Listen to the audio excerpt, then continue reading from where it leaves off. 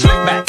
No, slick back. That's what I said. Slick back. No, nigga, I'm a pimp named Slick back. Pimp named Slick back. Pimp named Slick back. Nigga, are you deaf? I'm a pimp named Slick. Assalamualaikum warahmatullahi wabarakatuh. Perkenalkan, nama saya Melinda Suci Ramadhani dari kelas Manajemen 23B. Di sini saya akan menjelaskan tentang keseimbangan pasar. Apa itu keseimbangan pasar? Keseimbangan pasar terjadi ketika jumlah permintaan dan penawaran suatu produk atau jasa pada harga tertentu mencapai kesetaraan. Dalam kondisi ini, harga yang diminta oleh konsumen dan harga yang ditawarkan oleh produsen terbilang sama dan membuat harga produsen cenderung stabil. Hal ini juga dikenal sebagai kesetimbangan harga atau equilibrium. Secara prinsip, harga keseimbangan merupakan titik temu di mana penjual dan pembeli sepakat untuk bertransaksi jual beli. Ini terjadi dalam hubungan di antara keduanya yang menciptakan suatu pasar. Oleh karenanya, harga keseimbangan sering juga disebut harga pasar. Harga keseimbangan terbentuk ketika harga permintaan dan harga penawaran saling bertemu.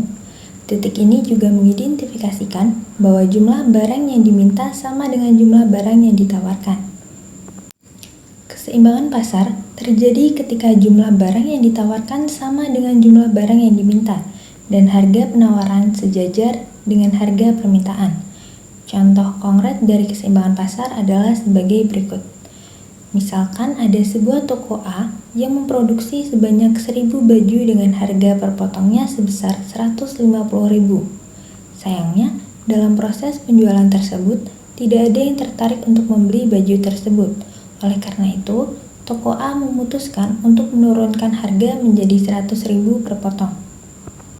Setelah penurunan harga, ternyata ada sebanyak 250 baju yang terjual. Artinya, masih ada sisa 750 potong baju lagi yang belum terjual. Melihat kondisi ini, toko A pun menyimpulkan bahwa harga jualnya belum menyamai harga permintaannya. Akhirnya, demi menarik perhatian masyarakat, toko A kembali memberikan diskon dengan harga 50.000 per potong. Akibatnya, toko A berhasil menarik perhatian sebanyak 1000 pembeli yang tertarik untuk membeli baju tersebut. Pada saat harga barang diturunkan menjadi 50.000, terjadi keselarasan antara jumlah barang yang ditawarkan dan jumlah barang yang dibeli oleh konsumen, yaitu 1000 baju. Oleh karena itu, dapat disimpulkan bahwa harga keseimbangan pada kasus tersebut adalah 50.000. Ada beberapa faktor yang mempengaruhi keseimbangan pasar, di antaranya yaitu yang pertama, permintaan konsumen. Jumlah barang atau jasa yang dibeli oleh konsumen pada suatu waktu berpengaruh terhadap keseimbangan pasar. Jika permintaan meningkat, maka harga dan kuantitas penjual akan naik. Sebaliknya, jika permintaan menurun, maka harga dan kuantitas penjual akan turun pula. Yang kedua, penawaran produsen. Jumlah barang atau jasa yang diproduksi oleh produsen juga mempengaruhi keseimbangan pasar. Jika produsen meningkatkan produksi, maka harga akan turun dan kuantitas penjualan akan meningkat.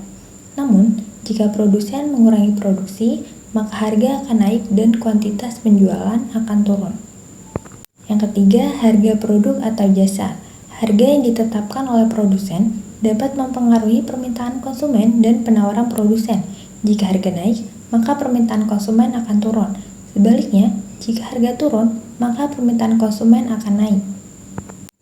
Yang keempat, biaya produksi. Biaya produksi juga mempengaruhi keseimbangan pasar. Jika biaya produksi naik, produsen akan menaikkan harga barang atau jasa mereka. Sebaliknya, jika biaya produksi turun, maka produsen akan menurunkan harga barang atau jasa mereka. Dan yang terakhir, kondisi ekonomi. Kondisi ekonomi secara keseluruhan juga berperan dalam keseimbangan pasar. Misalnya, saat kondisi ekonomi lesu, permintaan konsumen dan penawaran produsen akan menurun, sehingga harga dan penjualan akan turun. Sebaliknya, saat kondisi ekonomi membaik, permintaan konsumen dan penawaran produsen akan meningkat, sehingga harga dan penjualan akan naik. Keseimbangan pasar memiliki peran yang sangat penting dalam menjaga stabilitas ekonomi dan kesejahteraan masyarakat. Ada beberapa alasan mengapa hal ini menjadi faktor yang sangat penting, di antaranya mencegah inflasi dan deflasi. Ketika terjadi ketidakseimbangan dalam pasar, entah itu karena pasokan terlalu banyak atau terlalu sedikit, maka harga barang dan jasa akan terdampak. Apabila terjadi kelebihan pasokan, produsen akan terpaksa menurunkan harga agar dapat menjual barang atau jasa yang mereka tawarkan.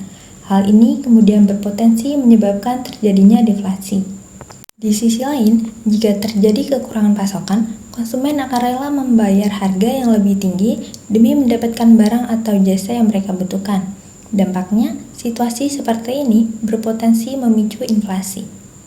Yang kedua, mendorong pertumbuhan ekonomi. Keseimbangan pasar membantu menjaga kelancaran aktivitas ekonomi, sehingga produsen dapat terus memproduksi barang atau jasa yang dibutuhkan oleh konsumen. Akibatnya, konsumen pun dapat membeli barang atau jasa dengan harga yang wajar. Yang ketiga, meningkatkan efisiensi pasar. Keseimbangan pasar sangat penting untuk menjaga kelancaran dan kesuksesan operasional pasar. Dalam situasi yang seimbang ini, harga barang atau jasa yang ditawarkan mencerminkan nilai sebenarnya dari produk tersebut. Hal ini memberikan manfaat besar bagi produsen dan konsumen, karena mereka dapat dengan mudah membuat keputusan yang cerdas dan tepat. Dengan adanya keseimbangan ini, pasar dapat beroperasi secara efisien dan efektif, memastikan bahwa kebutuhan dan keinginan pelanggan terpenuhi dengan baik. Yang terakhir, mengurangi ketidakpastian pasar. Keseimbangan pasar dapat mengurangi ketidakpastian dalam pasar karena harga barang atau jasa cenderung stabil dan tidak berfluktuasi secara tiba-tiba. Hal ini memungkinkan produsen dan konsumen untuk merencanakan bisnis mereka dengan lebih baik dan mengurangi risiko kerugian yang tidak diinginkan. Sekian penjelasan dari saya. Wassalamualaikum warahmatullahi wabarakatuh.